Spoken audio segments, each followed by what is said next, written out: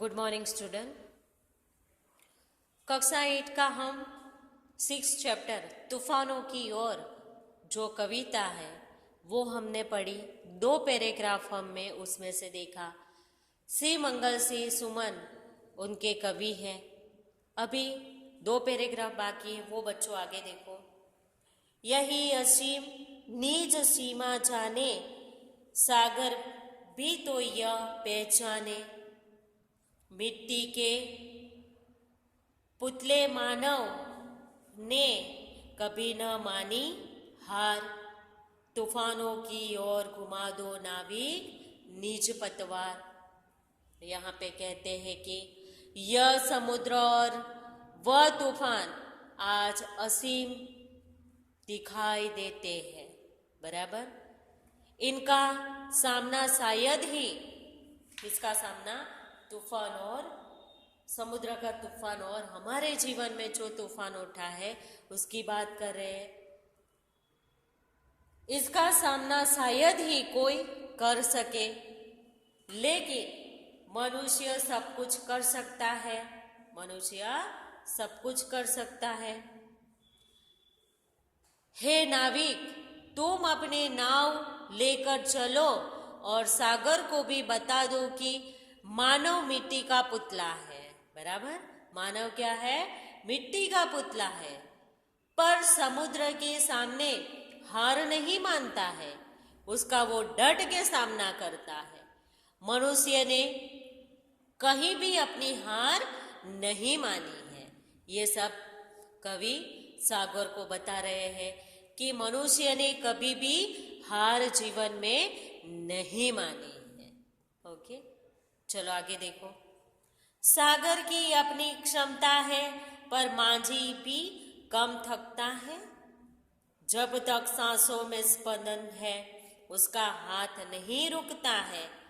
इसके ही बल पर कर डाले सातों सागर पार। समुद्र की ओर घुमा दो नाविक निज पतवार। समुद्र के पास उसकी अपनी लहर की शक्ति है, बराबर। समुद्र के पास क्या है? उसकी लहर की शक्ति है। पर माझी के पास भी हिम्मत है और आत्मविश्वास। माझी माने जो नाव चलाने वाला, ओके। तो उसके पास क्या है? आत्मविश्वास है। वह थकता नहीं जानता, वो कभी नहीं थकता है। जब तक नाविक की सांसें चल रही है, तब तक वह अपनी नाव आगे बढ़ाता ही जाएगा। तो नाविक कैसे? कभी नहीं थकता है। वो हमेशा अपनी नाव आगे बढ़ाने की कोशिश करेगा। समुद्र की लहर कितनी भी ऊपर उड़े, बराबर, कितनी ही ऊंची हो जाए, पर उसका डट के सामना कौन करेगा? नाविक। हे नाविक, तुमने अपनी हिम्मत और ताकत के सहारे 7 समुद्र पार कर डाले हैं। अपनी नाव के साथ इसी प्रकार आगे बढ़ते रहो। आपके नाव के साथ हमेशा आगे बढ़ते रहो। हे नाविक, तुम अपनी पतवार तूफानों की ओर घुमा दो। हे नाविक, तू क्या करेगा कि अपनी नाव तूफानों की ओर से घुमा दो। यही हमें बताया है कि हमारे जीवन में हमेशा संघर्ष भरा होता है।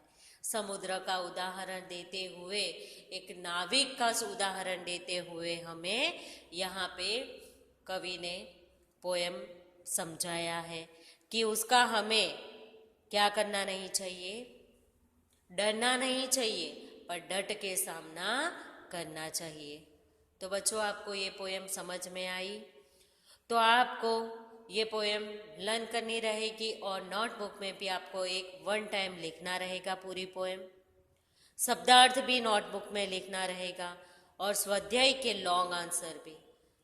वर्कबुक के जो मैं फोटो भेजूंगी वो भी आप लोग को कंप्लीट करना रहेगा। ओके बच्चों, धन्यवाद।